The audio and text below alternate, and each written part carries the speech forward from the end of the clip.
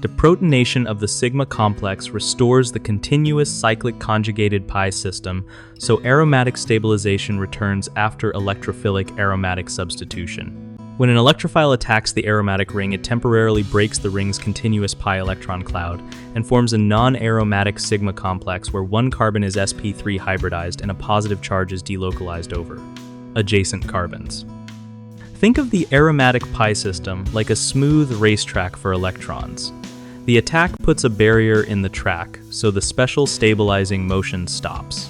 Removing a proton from the sp3 carbon removes that barrier, allowing the carbon to rehybridize to sp2 and letting the electrons flow again around the ring.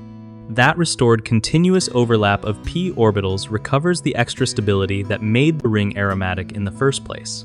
Students often think the electrophile itself restores aromaticity, but it is the loss of hydrogen that allows rehybridization and revival of the pi system, so remember, the key step is deprotonation.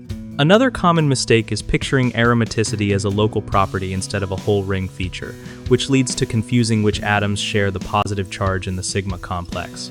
Draw resonance structures to see the charge distribution.